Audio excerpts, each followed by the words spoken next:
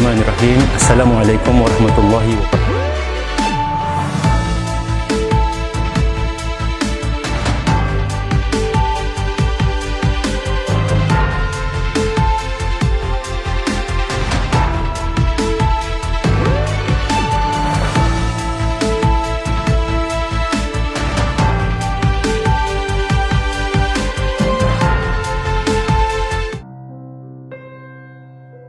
Bismillahirrahmanirrahim. Assalamualaikum warahmatullahi wabarakatuh. Saya Dr. Haji Aziman yang bertugas di Sports Complex Ripas Hospital berpesan kepada orang ramai supaya mengamalkan social distancing ataupun pengasingan sosial untuk mengelakkan daripada mengadakan perkumpulan beramai-ramai dan juga mengamalkan higien yang tinggi seperti kebersihan tangan. Bersama-sama kita bekerjasama untuk mengendalikan penularan COVID-19.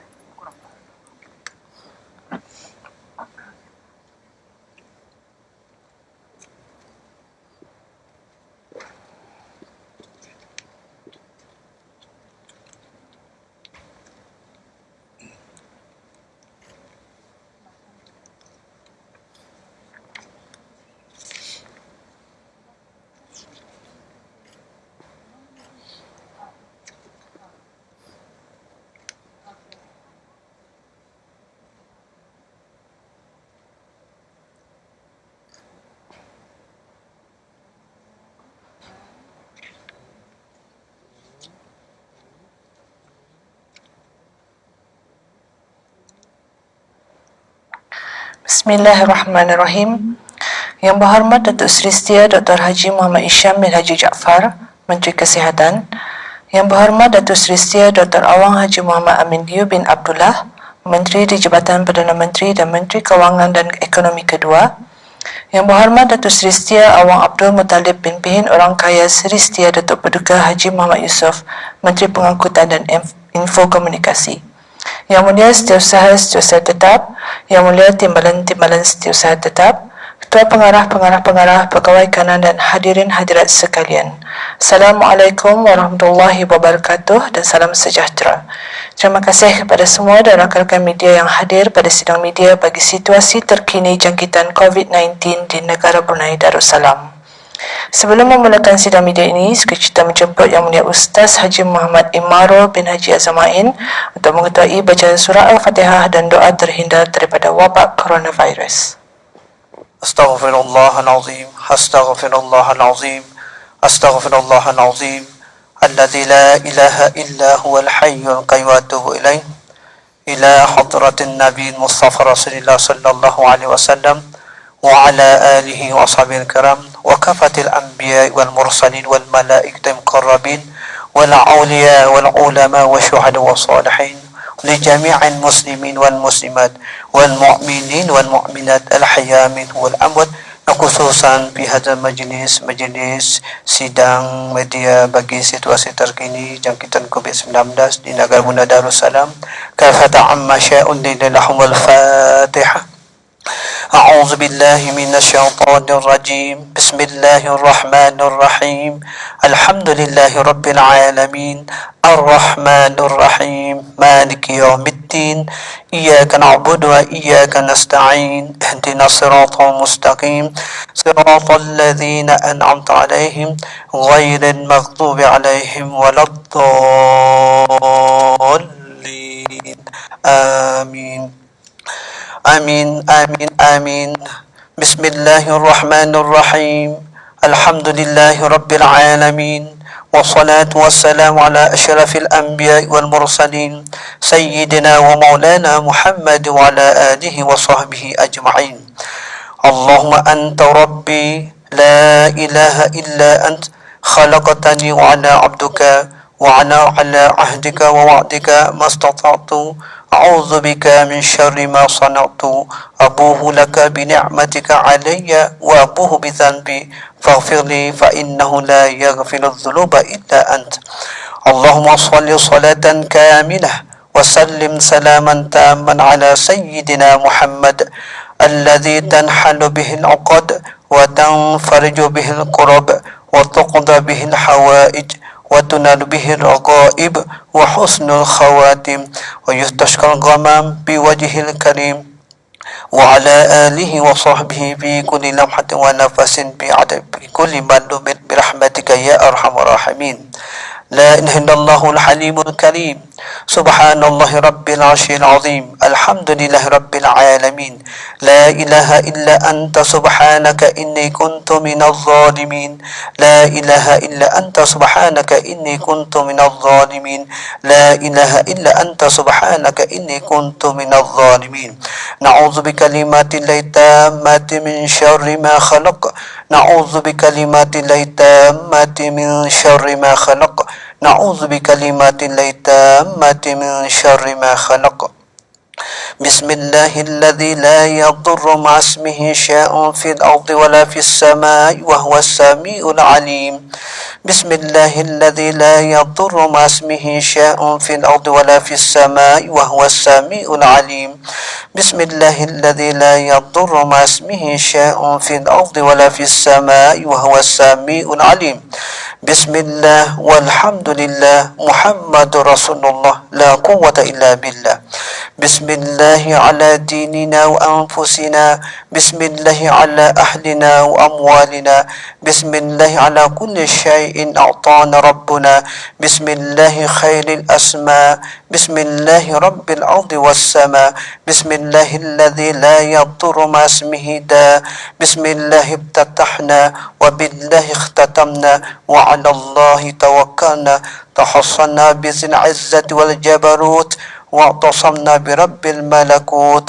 وتوكلنا على الحي الذي لا يموت اللهم إنا نعوذ بك من البرص والجنون والجذام ومن سيء الأسقام اللهم اصرف عنا وعن سلطاننا وبلادنا وجميع المسلمين في كل مكان البلاء والوباء والطعن والطاعون وسائر الأمراض والأسقام وقنا شر الردى بلطفك يا لطيف يا خبير إنك على كل شيء قدير اللهم اصرف عنا وعن سلطاننا وبلادنا وجميع المسلمين في كل مكان البلاء والوباء والطعن والطاعون وسائر الأسقام وسائر الأمراض والأسقام وقنا شر الردى بلطفك يا لطيف يا خبير إنك على كل شيء قدير اللهم اصرف عنا وعن سلطاننا وبلادنا وجميع المسلمين في كل مكان البلاء والوباء والطعن والطاعون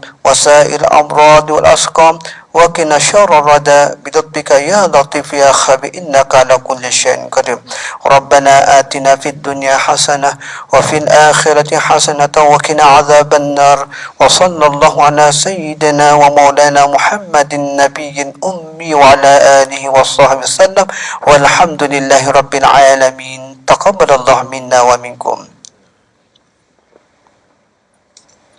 Seterusnya, majlis dengan hormatnya mempersilakan Yang Berhormat Menteri Kesihatan untuk memulakan sidang media pada petang ini. Bismillahirrahmanirrahim. Assalamualaikum warahmatullahi taala wabarakatuh dan salam sejahtera.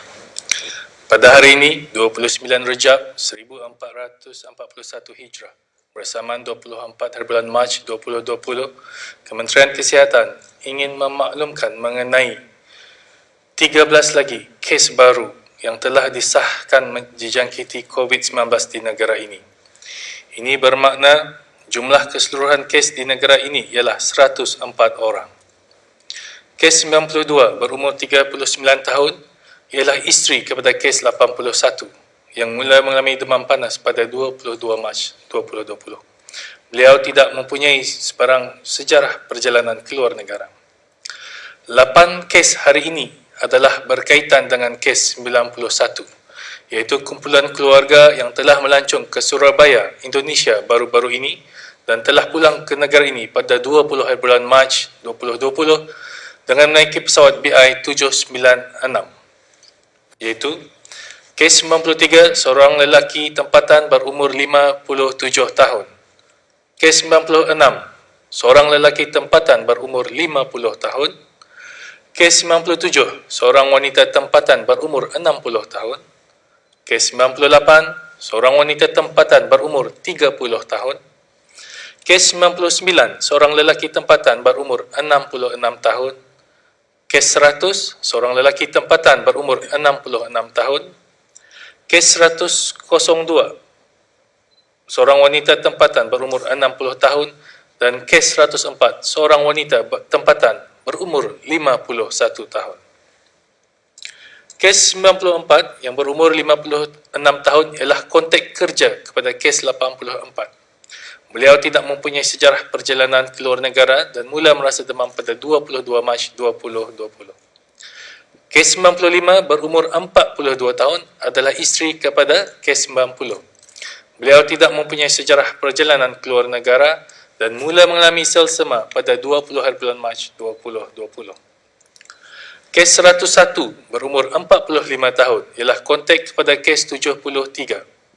Beliau tidak mempunyai sejarah perjalanan ke luar negara dan mula mengalami demam panas pada 22 Mac. Kes 103 ialah seorang warga tempatan berumur 41 tahun. Beliau telah mula mengalami demam panas dan sakit tekak pada 12 Mac 2020. Penyiasatan kontak bagi kes ini masih lagi dijalankan. Seterusnya, Kementerian Kesihatan ingin memaklumkan kepada orang ramai bahawa daripada 102 kes yang sedang dirawat di Pusat Pengasingan Kebangsaan, seorang masih dalam keadaan kritikal dan masa ini memerlukan mesin bantuan pernafasan dan alat bantuan tambahan, iaitu heart lung machine ataupun ECMO. Sementara itu, 2 orang dalam pemantauan rapi manakala selebihnya dalam keadaan yang baik. Kementerian Kesihatan juga ingin memaklumkan bahawa pada ketika ini seramai 1,388 orang yang sedang menjalani kuarantin menurut Akta Penyakit Berjangkit Penggal 204. Manakala seramai 376 orang lagi telah menamatkan tempoh kuarantin dalam keadaan yang baik. Sejak awal Januari 2020, sebanyak 3,647 ujian makmal bagi COVID-19 telah dijalankan. Alhamdulillah, setakat ini penempatan bagi mereka yang dikehendaki untuk menjalani pengasingan diri mandatori berjalan dengan baik dan dikendalikan oleh Pusat Pengurusan Bencana Kebangsaan dengan kerjasama Kementerian Hal Ehwal Dalam Negeri, Kementerian Hal Ehwal Agama, Kementerian Sumber-Sumber Utama dan Pelancongan, Kementerian Kesihatan, Kementerian Pembangunan, Kementerian Pendidikan, Kementerian Pengangkutan dan Info Komunikasi, Kementerian Kebudayaan Belia dan Sukan, Angkatan Bersenjata di Raja Brunei, Pasukan Polis di Raja Brunei, serta agensi-agensi swasta, sektor perhotelan dan pihak sukarelawan. Status kesihatan mereka yang sedang menjalani pengasingan diri dipantau oleh Kementerian Kesihatan dengan bantuan agensi-agensi berkenaan, di mana pada masa ini Kementerian Kesihatan sedang giat melaksanakan secara berperingkat-peringkat ujian makmal COVID-19 mengikut lokasi penempatan. Berikutan dengan kenyataan daripada Kementerian Hal Ehwal Dalam Negeri pada hari Isnin 23 Mac 2020 terhadap semua warga negara asing adalah tidak dibenarkan untuk memasuki negara Brunei Darussalam sama ada melalui pos-pos kawalan darat, laut dan udara sehingga ke satu tarikh yang akan dimaklumkan kemudian, yang mana larangan ini adalah juga termasuk bagi warga negara asing yang transit di negara ini. Dalam pengumuman yang sama, Kementerian Hal Ehwal Dalam Negeri juga ingin merujuk kepada kenyataan di mana pertimbangan-pertimbangan khas hanya diberikan kepada urusan-urusan yang menyumbang kepada menjaga kepentingan dan menjamin kebajikan serta kesejahteraan rakyat dan penduduk negara Brunei Darussalam.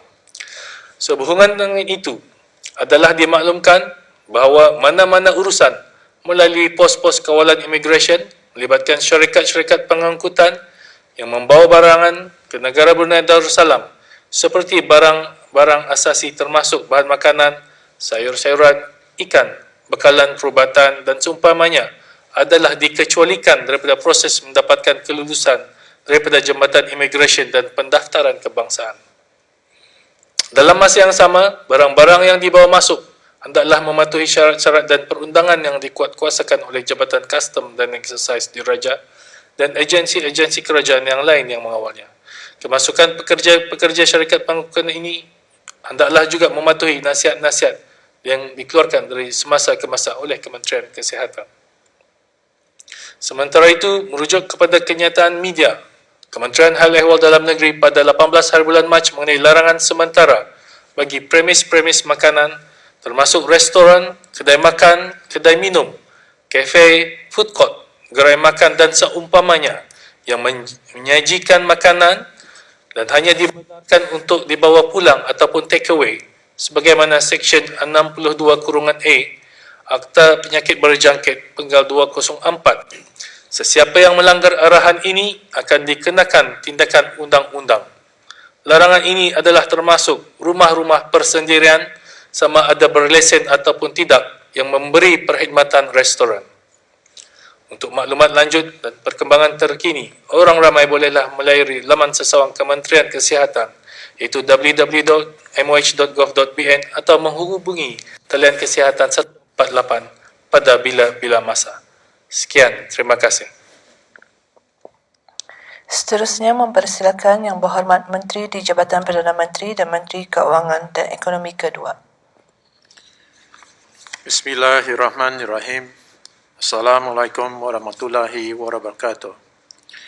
Pada menjunjung titah perkenan ke bawah Duli Yang Maha Mulia, Paduka Seri Baginda Sultan dan Yang di-Pertuan Negara Brunei Darussalam, dan berikutan dengan penularan wabak COVID-19, Kementerian Keuangan dan Ekonomi dengan kerjasama Kementerian Kesihatan dan agensi-agensi kerajaan yang lain, termasuk syarikat yang berkaitan dengan kerajaan, telah mula membangun platform berasaskan artificial intelligence, iaitu dalam usaha untuk menghasilkan masa sebenar ataupun real-time government dashboard.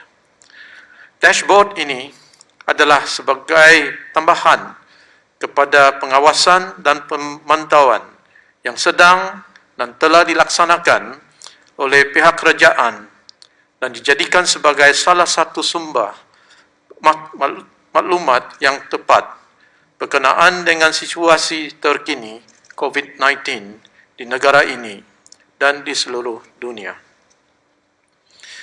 Sebagai sebahagian daripada inisiatif ini, Real-Time Web Application Platform, iaitu salah satu aplikasi web untuk membolehkan orang ramai mengetahui secara real time jumlah terkini kes wabak COVID-19 di negara ini dan di seluruh dunia, akan dilancarkan bermula pukul 7 malam ini.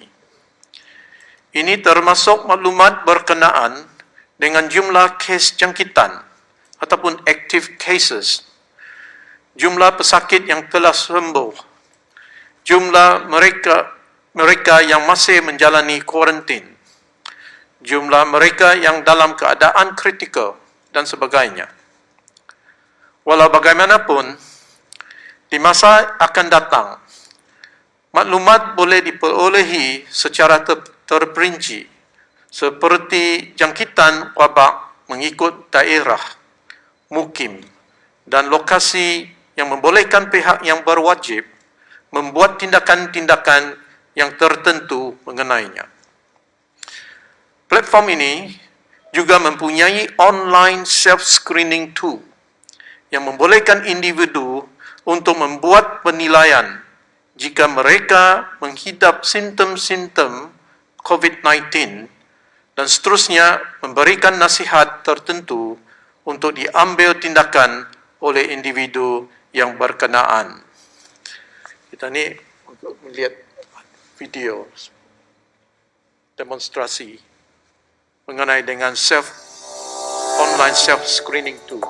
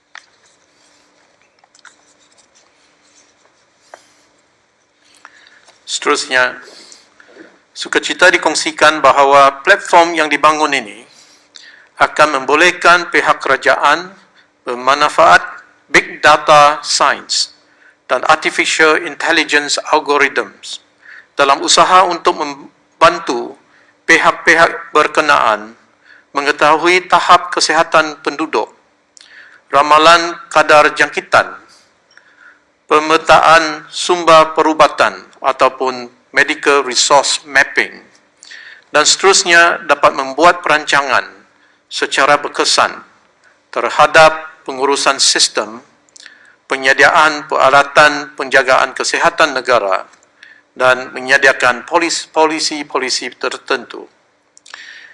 Inisiatif yang berskala besar ini tidak akan dapat dilaksanakan tanpa usaha yang berterusan dan bersepadu di antara pihak yang berkepentingan di dalam kerajaan dan pihak swasta seperti Kementerian Hal Ehwal Dalam Negeri, Kementerian Kesihatan, Kementerian Kewangan dan Ekonomi, Kementerian Pengangkutan dan Infokomunikasi, Syarikat IT Protective Security Services Sdn Bhd, Syarikat Dynamic Technology Sdn Bhd, dan Unified National Network Sdn Bhd, dan rakan kongsi iaitu Edu Crowd Technology Company Limited, iaitu sebuah syarikat teknologi penjagaan kesihatan yang terkemuka di negara China untuk terus membangunkan infrastruktur berasaskan data intelligence yang menghubungkan dan meningkatkan kecekapan dan kualiti ekosistem penjagaan kesihatan di negara ini. InsyaAllah, real-time web application platform dapat digunakan setelah orang ramai menerima pesanan ringkas, iaitu push SMS. Orang ramai boleh menggunakan aplikasi web berkenaan untuk membuat penilaian sendiri, self-assessment, terhadap status kesihatan masing-masing, iaitu sama ada mereka mungkin berisiko dijangkiti COVID-19 atau sebaliknya. Apa jua maklumat yang terdapat dalam sistem ini akan dikategorikan sebagai sulit dan tidak akan dikongsikan kepada mana-mana pihak. Pada masa yang akan datang, ciri-ciri baru ataupun additional features akan dimasukkan ke dalam platform yang dimaksudkan, dan untuk menjadikannya lebih komprehensif, termasuk siaran-siaran akhbar rasmi kerajaan yang boleh dijadikan sebagai sumber maklumat kepada orang ramai dalam memantau perkembangan COVID-19 di negara ini. Orang ramai adalah digalakkan untuk terus merujuk kepada aplikasi web ini untuk sama-sama membantu pihak kerajaan dalam usaha membendung jangkitan-jangkitan yang berkaitan dengannya.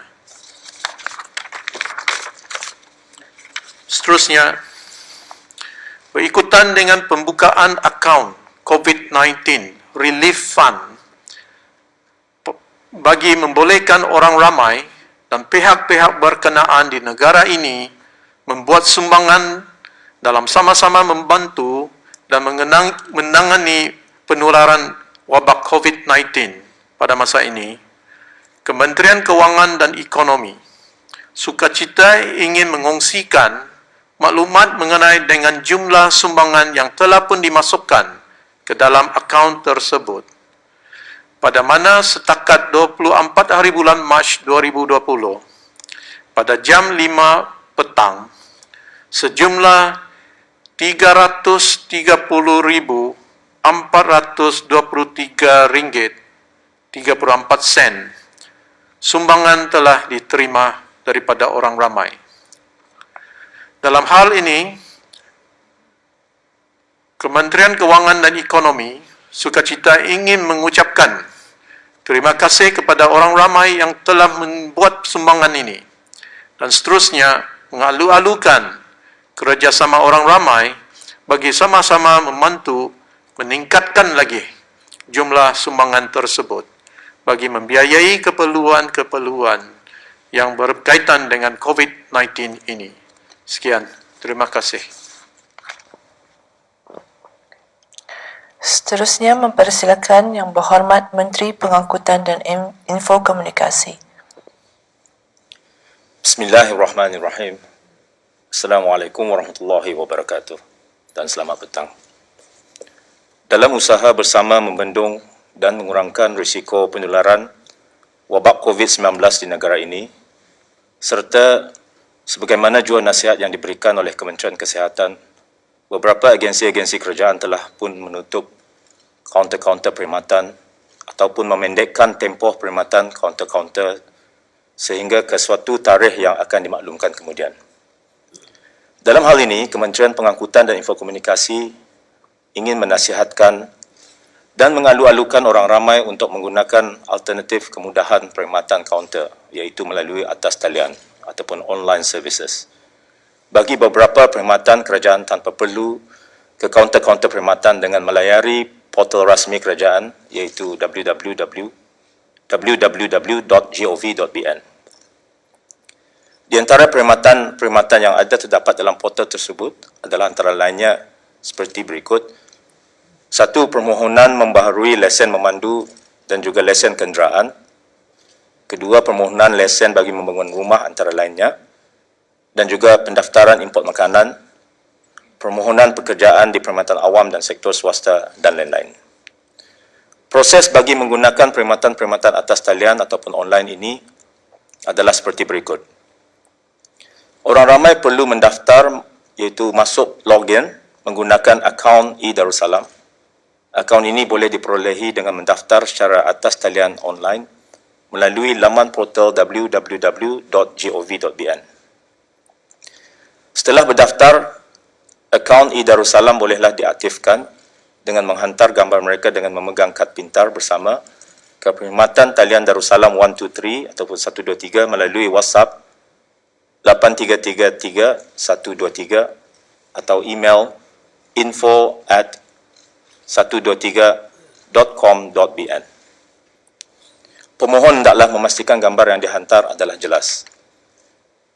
Dan akhir sekali, pihak perkhidmatan talian Darussalam TD123 akan mengaktifkan akaun dengan memastikan nombor kad pintar adalah sama dengan akaun yang didaftarkan dan gambar wajah adalah sama seperti gambar pemegang kad pintar tersebut.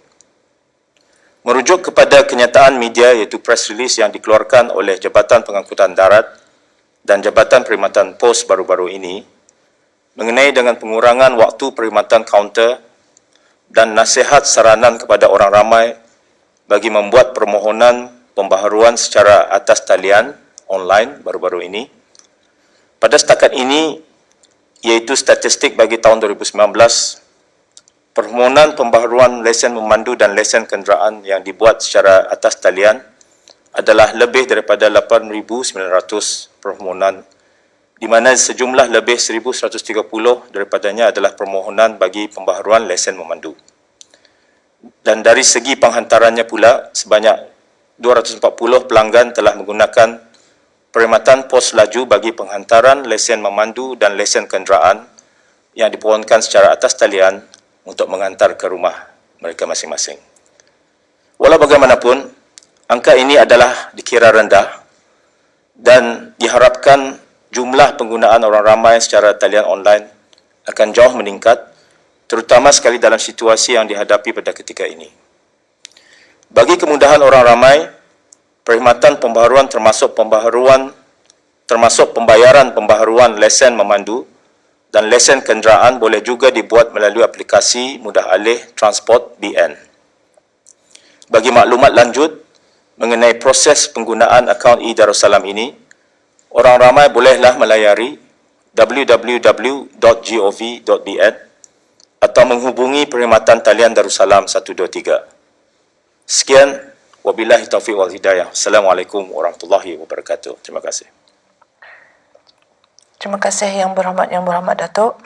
Dengan ini, sesi sidang media membukakan soalan-soalan daripada pihak media. Sila perkenalkan diri dan agensi audio sebelum ajukan soalan. Terima kasih.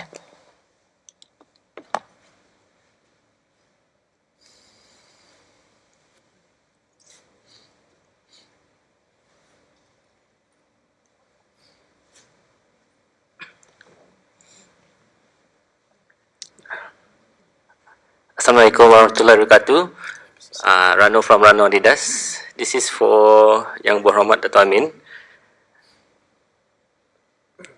This is regarding for someone is asking, is it legal for companies to enforce employees to use their annual leave if they work from home?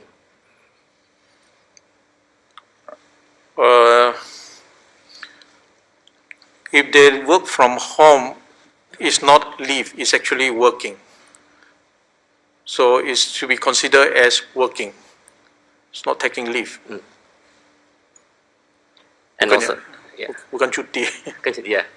And the other question is, I think the public and a lot of people are very happy regarding provisions done by Ministry of Foreign Finance and also for Economy. But they're also asking, will there be any other relief efforts from the ministry to support, especially the local businesses, apart from the industries that has been mentioned before? Kalau dilihat langkah-langkah interim yang dikeluarkan dari segi monetary policy measures sama juga fiscal policy measures. So monetary policy measures yang kita ni keluarkan pada hari Khamis minggu lepas, ada beberapa langkah untuk khaskan untuk sektor yang dikena pasti saja. Tapi ada juga beberapa langkah untuk dibukakan ke semua juga, seperti online transfer daripada 1 hari bulan April nanti online transfer semua dikecualikan membayar fees lah. Tapi memang COVID-19 ini memang terjejas, banyak bisnes ini terjejas dah. Tapi kita ni yang penting kita ni lihat dulu yang industri yang benar-benar kena impact secara drastik dulu. Jadi langkah-langkah seperti juga mana yang dikongsikan, disiarkan pada hari Sabtu mengenai fiscal policy ataupun sama juga ditujukan kepada industri yang terjejas secara drastik masa ini. Memang kita ni mesti juga berhati-hati kalau dari segi monetary policy yang dipersetujui oleh Banking Association itu, seperti tangguhan pembayaran pokok, principal repayment. Kita ni sepatutnya dibukakan ke semua, pasal ini mungkin ada impact kepada bank sendiri. So kita ni memang kan menolong yang business yang terjejas lah. Tapi kita ni mesti fikirkan juga kekukuhan bank dalam negeri ini juga. Memang ini satu objektif bagi AMBD sebagai regulator, menjaga juga financial stability dalam negeri ini juga. Jadi mengenai dengan COVID-19, bukan juga semua bisnes itu karena ada impact secara drastik dah. Jadi masa ini kita ni mesti bekerja samalah. So, private sector, bank, kerajaan juga. Because COVID-19 ini affect semua, bukannya bisnes saja. Pendapatan kerajaan pun terjejas juga. So kita ni bekerja sama, bukannya semua dibukakan untuk mana-mana saja bisnes. Ada yang bisnes sebenarnya barangkali memerlukan bantuan itu secara macam lebih daripada yang lain. So dari segi fiscal policy measures yang dikongsikan hari Sabtu hari itu, kita ni ada yang target macam membayarkan TAP. Kita ni memang bukakan untuk sektor tourism. Tapi kalau ada yang mana syarikat yang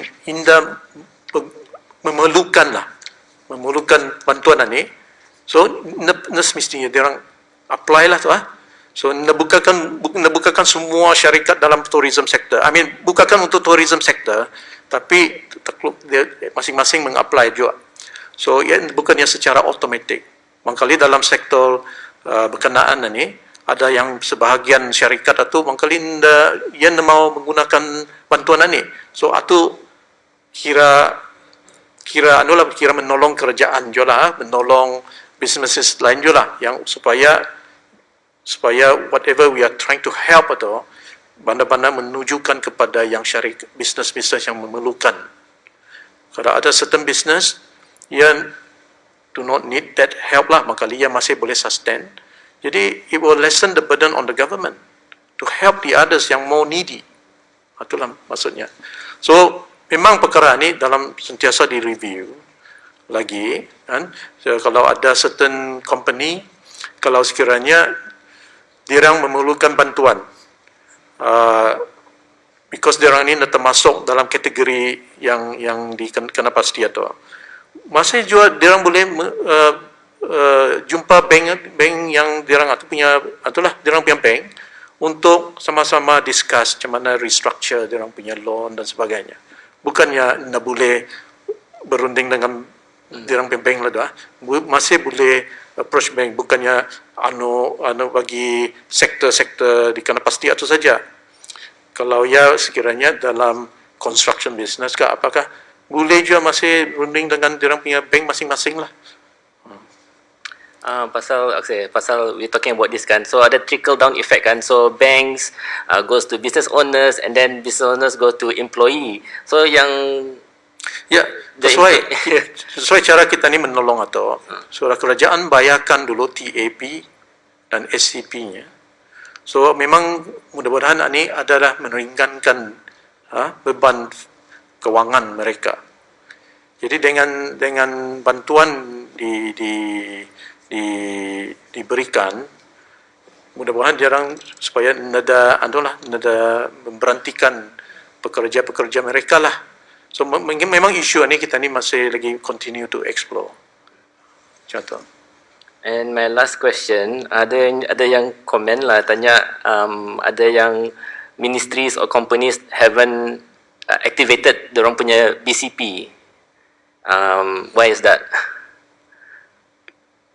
They are against the law if they haven't registered TAP. No, BCP, the Business Continuity Plan. Oh, BCP, sorry. They have, no, BCP is Business Continuity Plan. Yeah. Is to make sure that kalau sekiranya staff dirang ni kena jangkit virus ini, jadi operation mereka tu masih boleh terus berjalan. So, that is BCP. Okay. Yeah.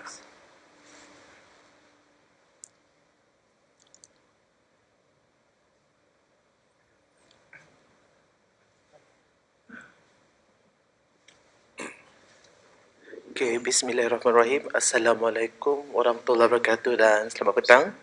Okay, saya Wan Syaran dari Pelita Brunei.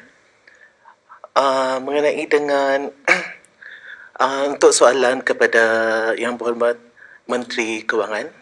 Okey. Anda lagi lama kerajaan dan ada mungkin pihak-pihak yang swasta ke menerima gaji. Kebiasaannya mesin ATM ni panjang berqueue kan. Jadinya untuk panjang berqueue ni ada certain bank saja yang memang panjang queue setiap kali payday lah untuk ATM ni. Jadi kalau untuk menambah mesin ATM itu mungkin in the practical kan, soalannya sekarang ni ialah adakah pihak Kementerian Kewangan membuat sebarang persiapan bersama bank-bank mengenai dengan membolehkan pengeluaran wang tunai melalui ATM bank-bank lain selain pada satu bank ini saja. Mungkin dengan bayaran yang minimal ataupun tiada kos yang dikenakan. Jadi mudahan dengan kaedah cuma tu untuk mengelak berlakunya queue panjang mesin ATM tu cuma itulah untuk supaya dielakkan panjang queue di ATM. Jadi mungkin ada rundingan dengan bank lain, bukan satu bank ini saja. Seperti yang tahu ada bank yang memang panjang queue setiap kali terima gaji kan. Ya dah, kalau kita ni kalau boleh memang ini waktu ini memang kita ni nak encourage kita ni berkumpul lah tu. Jadi kalau lihat panjang, mangkali tunggulah waktu queue tu nak panjang. Cuma tu lah tu. Walaupun berqueue tu, make sure jangan berapat-rapat lah tu. Macam 1 meter kah, cuma tu. So, jadi ada terlampau rapat. Yalah, ini memang satu inconvenience lah pada masa ni. Kita ni memang there's no solution to everything. Kita ni cuba dah bekerja sama saja. Kalau waktu kan mengambil itu panjang queue, tunggu saja maka esok kah atau malam nanti kah datang lagi. So there is no solution for everything to make everybody happy during this time. So kita ni mesti give and take lah. Okey, soalan seterusnya untuk Yang Berhormat Menteri Kesihatan. Baru-baru ini ada isu yang bertirak mengenai dengan memperbanyakkan zikir dan doa, dan so mungkin apa sejauh ini pihak Kementerian Kesihatan berkolaborasi bersama Darusshifa macam memberikan perawatan untuk para pesakit inilah, mungkin selain pada perubatan moden, mungkin ada dari perubatan dari segi zikir dan doa dan sebagainya. Terima kasih. Jadi pada pesakit-pesakit terutama sekali yang dirawat di pusat pengasingan, jadi kalau yang beragama Islam lah tu, of course digalakkanlah mereka berdoa dan berzikir. Tapi kalau kan membawa orang Darusshifa ke sana, indahlah tu. So I'm not sure ada orang Darusshifa mau masuk ke sana juga kali. But digalakkan. Alhamdulillah, kerajaan pun seperti titah ke bawah duli yang baru-baru ini, ada Kementerian Agama menyediakan macam zikir-zikir pendek atau doa-doa pendek untuk diamalkan seharian. So Okay, last question. Mungkin ada yang mengenai dengan siapa sajalah yang boleh menjawab. Jadinya sekiranya cuti persekolahan ini kena extend, mungkin para pelajar kan belajar melalui online. Jadinya melalui online ini mungkin ada pelajar yang di peringkat sederhana ataupun di peringkat kurang mampu lah untuk berbelanja dari segi bayaran internet dan sebagainya. Mungkin sekiranya kalau ia dipanjangkan dan melalui secara online, mungkin ada pakej murah ataupun macam mana untuk bagi student yang student yang belajar secara online yang kurang mampu dan yang sederhana ni. Mangkali boleh saya tolong menjawabkan soalan ini. Kita ni pun sedia maklum, sejak ujung bulan Januari, package data ini kalau dibandingkan dengan sebelumnya adalah jauh lebih murah sudah dah. Jadi kalau sekiranya dulu kita ni bayar RM55, mangkali data tu mangkali hanya 8 gig saja. Sekarang kalau kita ni bayar murah daripada 55, macam sekiranya RM50, kita ni dapat 20 gig sekarang ni. Jadi kalau kalau kan diambil kira sudah banyak menambah dah. Jadi sekiranya kalau ada keperluan untuk melebih lagi, seperti mana saya pernah menerangkan minggu lepas, pada masa ini UNN, Unified National Network, sedang bekerja sama dengan Kementerian Pendidikan mencari jalan supaya meningkatkan lagi jumlah data ni. Tapi untuk khas untuk untuk penuntut lah dah. Jadi bukannya digunakan untuk entertainment lain lah. Jadi untuk khas untuk untuk WhatsApp. Kadang-kadang ada guru mengantar information menggunakan WhatsApp dan sebagainya. Kita ni boleh tingkatkan tu. Tapi kalau untuk sekiranya macam streaming Atau na boleh tak? So ia mesti cari satu solution. InsyaAllah nari lama. Okey. Terima kasih. Kan Saya ingin menambah sedikit lah. I think terima kasih di atas soalan tadi tu. Seperti juga Yang Berhormat Menteri Kewangan Ekonomi Kedua dan Menteri JPM tadi. Just menambah sedikit lah mengenai perundingan yang sedang dijalankan juga asnya Datuk Teri Datuk di antara Kementerian Pendidikan dan juga pihak UNN dan juga beberapa telcos sebenarnya service providers. Dari segi saya ingin menasihati kepada para pengguna, khususnya kepada penuntut-penuntut Jokarang. I think this is more towards how we need to use more of a positive use of the content of the internet sebab khususnya kalau untuk pembelajaran InsyaAllah lah. Tapi this is where we should also exercise we should have practice ourselves to be responsible and positive users. Jangan sekarang sepertinya Datuk tadi Menteri Kewangan Ekonomi Keduanya, we have these packages already, but we should use these packages wisely for especially to the students, for them to study and so on. But perhaps again, we should all be responsible users. Thank you very much. Assalamualaikum warahmatullahi wabarakatuh. Azizi dari Radio Television Brunei, News. Ini soalan ini ditujukan kepada Menteri Kewangan dan Ekonomi. Datuk, bekalan hand sanitizers dan juga penutup hidung dan mulut serta glove adalah sangat terhad dan harganya semakin meningkat, Datuk. Sebagai whole of nation approach, dapatkah pihak financial institutions seperti bank dan lain-lain entiti perniagaan dapat melaksanakan social responsibility dengan mendapatkan dan mengagihkan mask atau glove secara percuma kepada pelanggan dan juga orang ramai kerana ini adalah merupakan keperluan asas dalam pengawalan pandemik COVID-19 ini. Ya, kalau kita ni lihat seluruh dunia masa ni, memang banyak negeri sudah ada kes-kes COVID-19 dah. So masa ni supply situation very tight dah. Jadi dengan sendirinya harga topeng muka sanitizer pun jauh meningkat. So kadang-kadang sampai kan Bali pun nada stok. InsyaAllah masa ni kerajaan melalui beberapa kementerian sedang berusaha untuk mencarikan supply dimasukkan ke dalam negeri. Mengenai dengan cadangan sama ada institusi kewangan dalam negeri ini dapat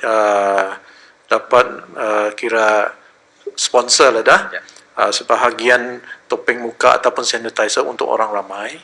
Memang seperti mana saya pun pernah menerangkan pada hari Khamis minggu lepas, CSR ini memang satu inisiatif di mana-mana bank institusi kewangan di dalam negeri inilah sama juga di kebanyakan bisnes-bisnes di dalam negeri ini memang ada inisiatif CSR.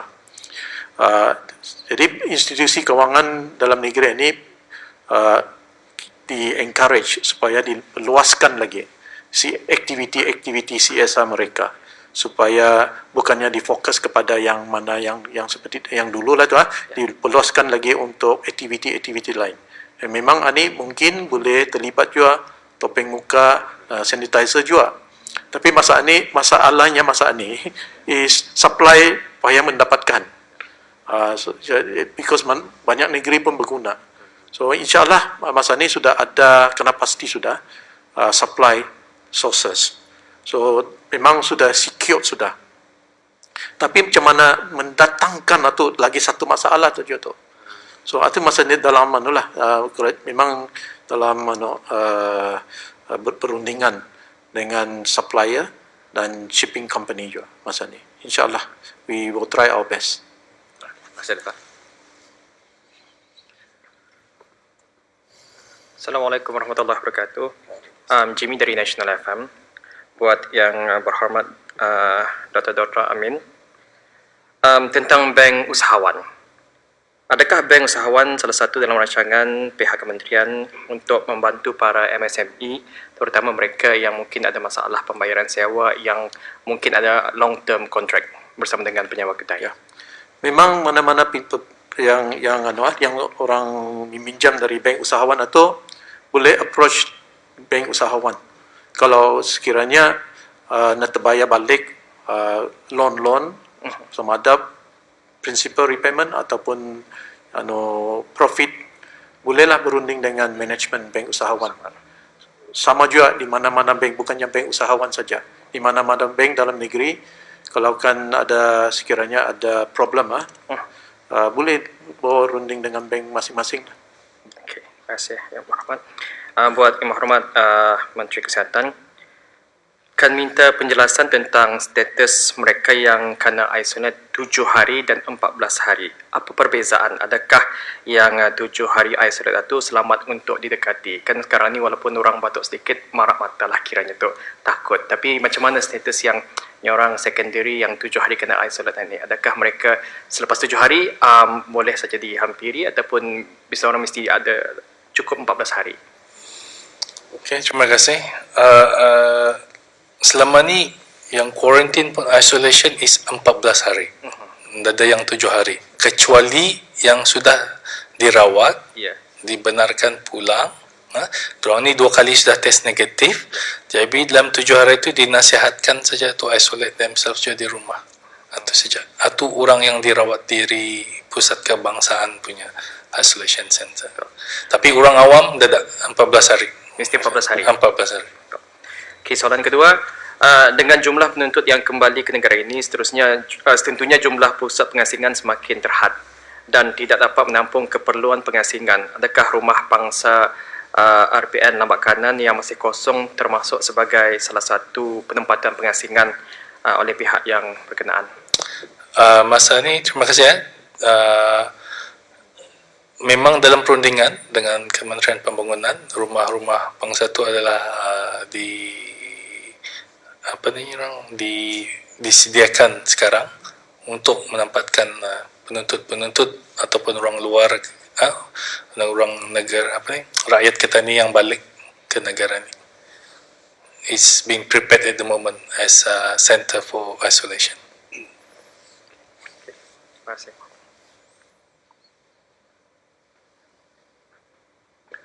Hi, good evening. This is James from Bonner Bulletin. The question is for Dr. Amin Liu. With the current drastic drop in oil price and also the ongoing pandemic, can you share with us your projection of this year economy for Brunei Darussalam? COVID-19 has actually created a lot of uncertainties. So nobody today, not only, not a lot of people can even predict what's going to happen a week from now, how COVID-19 will affect them.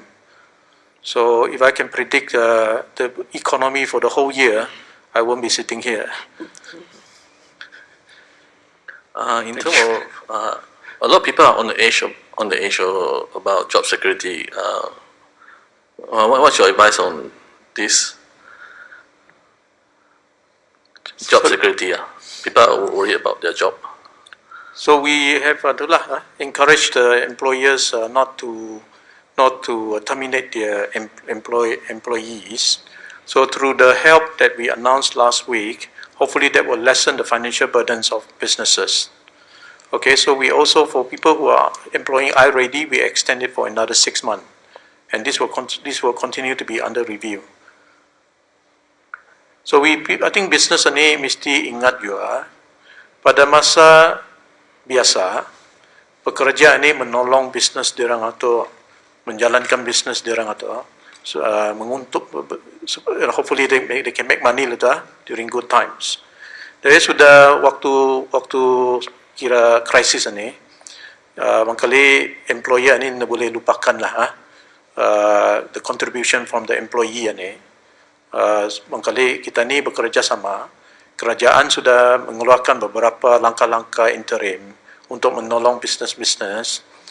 Dirang atau pun mesti main juga peranan dirang atau masing-masing, sama-sama support lah pekerja-pekerja, especially yang anak tempatan. Last question is about the foreign mission in overseas. Member of Parliament are concerned about their safety and what precaution measure are they in the foreign mission overseas? Okay, the Minister of Foreign Affairs is not here. So I think this question is more appropriate for the Minister of Foreign Affairs to answer. But of course, as a colleague of the Minister of Foreign Affairs too, he is of course very concerned. We spoke about things like that. He is very concerned. So he is taking necessary steps to ensure, of course, our foreign missions in other countries protected lah. Okay, thank you, Dato'. Assalamualaikum, Syamil dari Media Permata. Ada dua soalan akan diajukan kepada Yang Berhormat Menteri Kesihatan.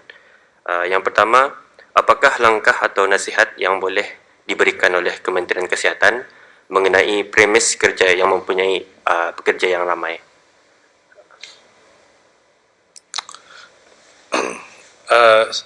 Bagi syarikat-syarikat atau company yang mempunyai premis yang ramai, seperti yang Berhormat Menteri Kewangan dan Ekonomi Kedua sarankan, is to start planning BCP, Business Continuity Plan.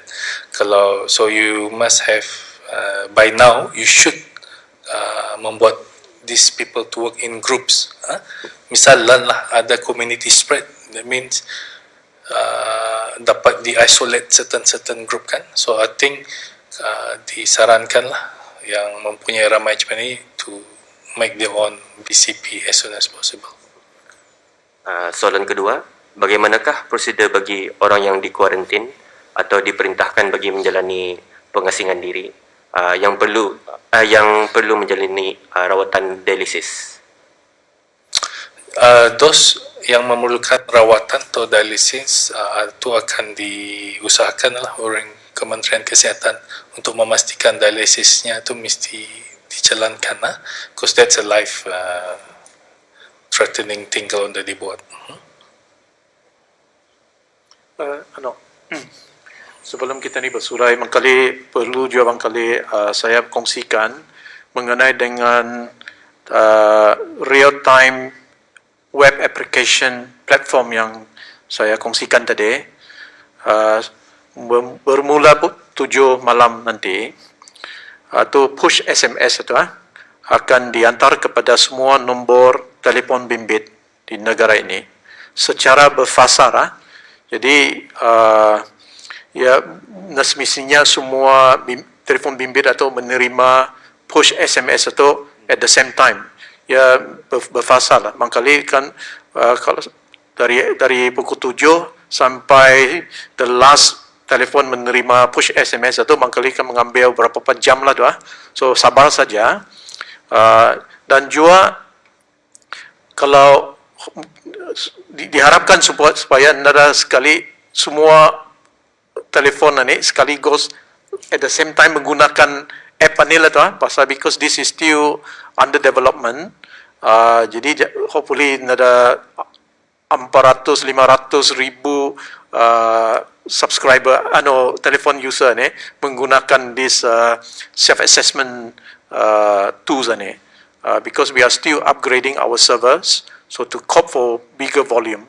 Pada masa ni, hopefully kalau sekiranya you will find that kalau ramai orang pakai, ia punya tool atau barangkali ia punya response time lambat sedikit. So sabar saja. There's nothing wrong with the tool. Ya, hanya pada masa ni servernya we are still trying to meningkat the capacity-nya lah masa ni. Itu saja bangkali supaya orang ramai atau sabar adalah bangkali SMS satu mengambil masa terus pukul 7 atau sampai bangkali mengambil masa beberapa jam lah insyaAllah. Terima kasih. Terima kasih Yang Berhormat Datuk atas penjelasan yang diberikan. Dengan ini kita tutup sidang media pada petang ini dan sekali lagi mengucapkan ribuan terima kasih kepada semua rakan-rakan media yang hadir. Wabillahi taufiq wal hidayah. Wassalamualaikum warahmatullahi wabarakatuh.